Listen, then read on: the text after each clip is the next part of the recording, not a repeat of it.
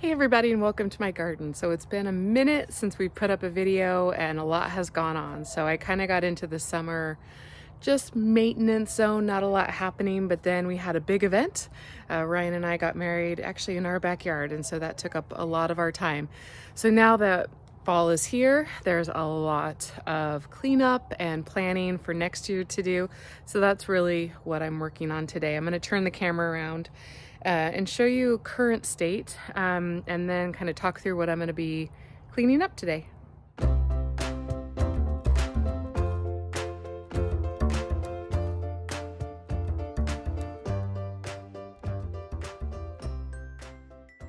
All right, so I'm battling some sun right now, and I hate to even say battling because I'm very happy to have it here. So we did a lot of just pushing pots into this area for our ceremony. You'll see a lot of hydrangeas, and then I'm starting to pull out some items that were plants that were in pots that we used just for kind of some decorative bulk around the ceremony area. And I'm just trying to get this space back to where it needs to be, clean up all of the dahlias that are here, see what needs to be trimmed down a bit now. The asters in the back near the fence have finished, and I might cut those back just a little bit to clean them up, but I won't take them down to the ground quite yet. Scanning around the yard, there's still a lot of color coming out right now, especially this canna. Has some blooms that I do need to deadhead, but I love the color and the leaves are just amazing. And then these salvia, holy mackerel, still going strong. The bees, all the pollinators, love them. I'll probably clean up the rudbeckia, do a little trimming on the honeysuckle back there, but really just doing some cleanup. I have a bent over delphinium in the back too, next to the spent Shasta daisies that I could do some cleanup on.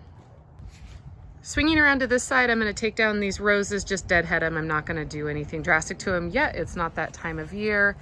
And then more cleanup of this bed, cleaning out spent blooms, just some overall maintenance. I did just spray this lilac, which is looking a little rough. Got some triple action on it, and it did that last year, but then it bloomed gorgeous this year. So I'm really hoping that that is what it needs, and I'll probably hit it a couple more times before winter. And then into the vegetable garden, there's a lot coming up. I have a lot of lettuce, got some peppers just kind of coming to the end of life, some broccoli coming up. But for the most part, a lot of this, I have some carrots to harvest. A lot of this is going to be cleaned out this weekend as well. I have big plans for the vegetable garden on this side. And so just trying to get it to a place where I can work on the vision a little bit. Okay, so this is the section I'm going to start with, and I thought I would just kind of go through my thought process on how I'm going to just clean this area up this time of year and talk through it. So in this bed, I have a hydrangea, I have some goldenrod. Behind there, I have some delphinium, coreopsis, salvia cardinalis, and a daylily back there. This yellow flower I can never remember the name of, but we'll talk about it. Some asters, more daylilies, and then back there was actually a canna that just didn't get enough light. So the name of the game right now is you can either cut back and or deadhead, or plant new. So if anything I have in here I need to move, I'm not going to do that quite yet. Like the cannas back in there, they do need to move to a sunnier spot, but I'm not going to do that yet because they're not dormant. And some of these plants I will deadhead, but I won't cut back completely. And a lot of that is just knowing the plant, but also knowing what's worked well in the past. And some I won't touch at all. Like for instance, the hydrangea, I will not touch that until the spring because it blooms on that new wood, and we're just gonna let it be this winter. The goldenrod and the coreopsis and the asters, I'm going to take down almost to the ground. I do leave a little bit up because I like to know where things are, as silly as that. but I'm pretty much just going to do a clean out of them at this point. This daylily in the front stays green all year, which is great. So it's evergreen. The one behind it will die off. It's green right now.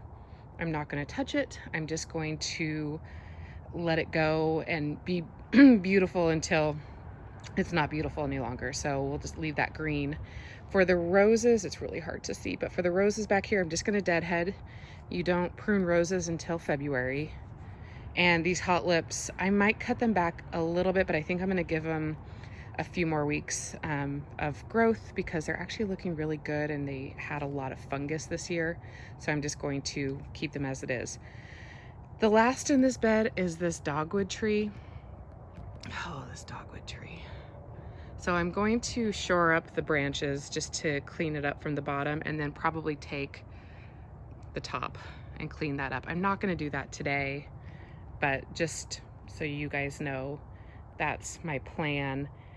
And then just this last little gem off to the left, my dahlias. My dahlias are still going, and I am just continuing to deadhead them to promote any new growth. We're not going into freezing temperatures. We're going into the 60s every day down to high 40s, 50s at night. And so I am just going to let them rock and roll. But for this, I can do a little bit of cleanup. All right, so I decided not to take out the asters quite yet. I feel like I just want a little bit of green for a little bit longer, and it's not looking terrible. There's some rudbeckia, volunteer rudbeckia that came up on the side of it. It doesn't look the best, but you know what? We're gonna go with it. Cleaned out that annual pot, chopped down the coreopsis. Like I said, I leave a little bit just so I can remember where things are, which is super helpful come spring. Left the hydrangea alone. Just cut back on the Salvia cardinalis a little bit, but like I said, I just want some green. And I went back and I just did some slight deadheading of the roses. So now I'm going to move on to this section, and I have this canna in a pot that's gorgeous still, the leaves, and it just has some blooms that need to be deadheaded. I'm going to clean out some annuals in this pot. There's leftover Shasta daisy carnage back there that I'll cut down the rudbeckia, I guess. They're still a little bit yellow, just hanging on to it. Gosh, it was so pretty this year. And that's probably all I'm gonna get to today. I got distracted, ran out of sun, and I need to harvest some beans for dinner. One more thing before I work on that section. I do have this grouping of 8 asters. They're purple. They get about 18 inches tall. And with asters, they're green all through the spring and summer, and then they bloom late summer, early fall, and are gorgeous. And they just provide a pop of color that you never knew you needed, but you did. And we got them for the wedding to go around the altar because it was bright and sunny color. But what I think I'm going to do is put them in to this section, which right now is a puny Brussels sprout plant that never really worked out. Some alyssum, a weed I see, some supertunias, and then I'm going to move this Russian sage. It just gets nailed by the sprinkler and doesn't really like it. So I think I'm going to do a drift of these asters in this section under the lilac tree, which I think will look really nice next to this coreopsis, and then back planted with some blueberries. Just kind of some thinkings I was doing for today. And then I also need to prune up these roses, and holy cow, look at this clematis. It's going to be gorgeous in the spring. So like the last space, I didn't do everything I thought I was going to do. I'm leaving the rudbeckia just because I want to clear out more of the annuals a little bit with that in place and just see my spacing before I decide on moving a couple things. I did cut down the Shasta daisies because I know what I'm going to be putting back there once I'm able to move the daisies after they're dormant. So I have that to just kind of store back there. But I did kind of go after the dogwood. I think it looks better a little bit. tree people, I'm sorry if I did something bad, but I had to get that messiness, that chaos out of there a tad.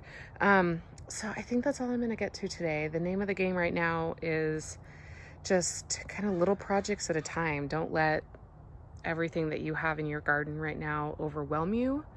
You know, if you don't do a darn thing until spring, you know, no one will know but you. And you know, a lot of the times you'll get the same result when you do your cleanup in the spring versus in the fall. There's definitely things that I do not clean up in the fall. I don't clean up hostas. I might cut them back a little bit, but there have been years where I haven't, and I clean them out in the spring with everything else. I just let a lot of other things go. All the hydrangeas, see what they do. They'll be just fine. I leave my dahlia tubers in the ground. It's do what you can and see what happens. If anything, you're gonna really get a really good test out of it. I've got some stuff to put away. Some of my cages that need to be put away now. And get some things off the grass. And then it's gonna be dinner time, which is super exciting. Oh, and our lights have turned on, yay. And you can see my sunflowers. And here comes this guy for green beans for dinner. You ready to pick some green beans? No. No? Do you want me to pick them? You're picking them. I'm picking them? You're picking them. Do you want? Can you show me where they are? No.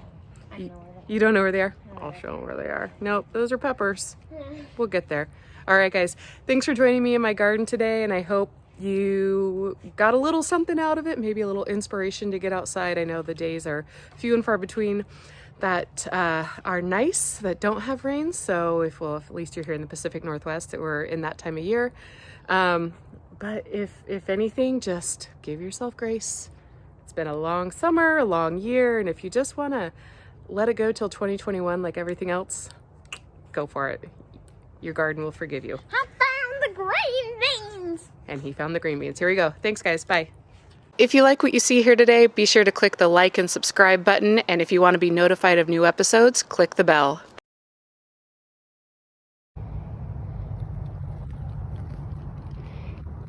Ready to go? Yeah. Go. Bye. I was like,